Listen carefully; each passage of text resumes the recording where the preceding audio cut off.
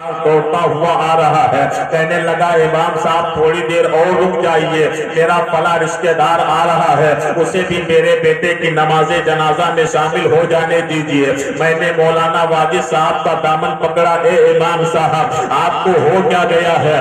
آپ کو اپنے نماز پڑھاتے ہوئے دیکھا ہے، مسجد میں جب ظہر کا وقت ہوتا ہے آپ کسی سے اجازت نہیں لیتے، آگے بڑھ کر کے نماز پڑھا دیا کرتے ہیں۔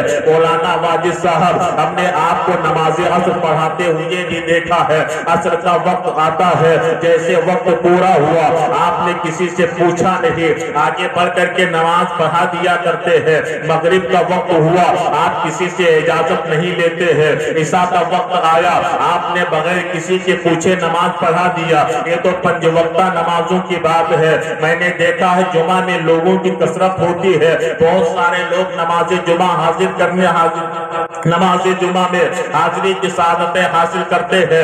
امام صاحب میں نے تو یہ دیکھا ہے لوگ وضو بھی بنا رہے ہوتے ہیں اور جب وقت پورا ہو جاتا ہے آپ آگے بڑھ کر کے نماز پڑھا دیتے، کسی سے اجازت نہیں مانگتے ہیں۔ اے امام صاحب میں نے تو آپ کو عید اور بقرہ عید میں بھی دیکھا ہے، جب لوگوں کی لائن لگی رہتی ہے ایک دوسرے سے لوگ سبقت کرتے ہیں، اپنے قدم کو آگے بڑھاتے ہیں، یہاں تک کہ جب وقت ہوتا ہے اعلان کے مطابق آپ آگے بڑھ کر کے نماز پڑھا دیتے ہیں، آپ کسی سے پوچھتے بھی نہیں ہیں، آپ کسی سے اجازت نہیں لیتے ہیں۔ ظہر کا وقت ہوا آپ نے بغیر پوچھے نماز ادا کی ہے، عصر کا وقت آیا آپ نے کسی سے اجازت نہیں مانگی ہے، مغرب کا وقت ہوا آپ نے کسی سے اجازت طلب نہیں کی ہے، پنج وقتہ نماز آپ نے بغیر اجازت کی پڑھائی ہے، جمعہ کی نماز بغیر پوچھے آپ نے پڑھایا ہے، عید بقرہ عید کی نماز میں بھی آپ نے کسی سے اجازت نہیں لی ہے۔ لیکن امام صاحب آپ یہ تو بتائے آج جب ایک جنازے کی باری آئی ہے آپ پیچھے مڑ مڑ کر کے بار بار کسی سے اجازت کیوں کر رہے ہیں، بار بار کسی سے کیوں پوچھ رہے ہیں؟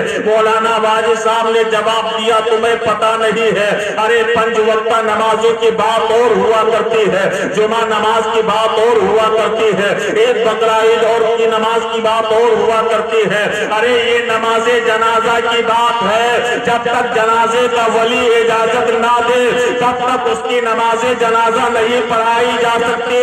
تو مجھے کہہ لینے دیا جائے جب دنیا کے ایک ولی کا یہ مقام ہے تو جو اللہ کا ولی ہوگا اس کے مقام کا عالم کیا ہوگا؟ آپ اندازہ کریں، آپ ولیوں کے شان کو دیکھنا چاہتے ہیں، آپ دیکھیں ولی کا مقام یہ ہوتا ہے، ولی کا مرتبہ یہ ہوتا ہے، ولی کی عظمت یہ ہوتی ہے۔ ارے جب دنیا کے ولیوں کا یہ مقام ہے تو جو اللہ کا ولی ہوتا ہے اس کے مقام کا اندازہ کون کر سکتا ہے؟ ایک بات اور آپ یاد رکھیں کہ ولایت کا مقام ملتا کیسے ہے، اللہ تعالیٰ لوگوں کو ولی کیسے بنایا کرتا ہے۔ آپ نے بارہا سنا ہوگا ولایت کا مقام کیسے اور کہاں سے حاصل ہوتا ہے۔ آپ نے واقعہ سنا ہوگا حضرت بازی حضرت آپ نے واقعہ سنا ہوگا حضرت بشر حافی رحمت اللہ تعالیٰ علیہ ہے، یہ ننگے پیر چلنے والے ہیں لیکن یہ بہت بڑے شرابی ہے، دن رات شراب کے نشے میں مست رہتے تھے، رات و دن شراب کے نشے میں کھوئے ہوئے رہتے تھے، کئی شراب کے اڈے بھی چلا کرتے تھے۔ لیکن ایک دن انہوں نے راستے سے گزر رہے تھے، دیکھا راستے میں ایک کاغذ کا ٹکڑا پڑا ہوا ہے، اس پہ بسم اللہ الرحمن الرحیم لکھا ہوا تھا۔ کاغذ کے ٹکڑے کو اٹھایا، محبت سے چوما اور چومنے کے بعد ایک اونچے مقام پہ رکھ دیا اور کہا اپنے دل میں کہا یہ تیرا مقام زمین پہ پڑا رہنا نہیں ہے بلکہ تیرا مقام بڑے اونچے مقام پہ رہنا ہے۔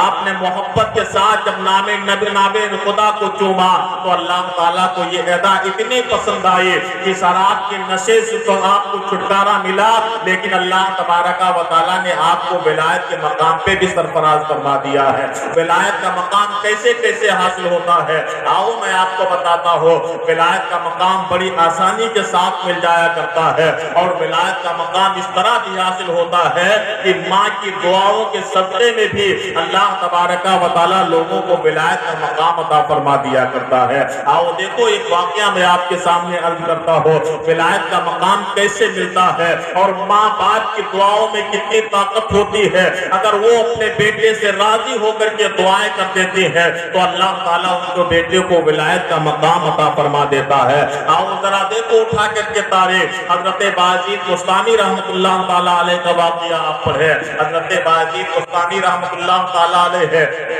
एक दिन ये रात के वक्त अपने बिस्तर पे लेटे हुए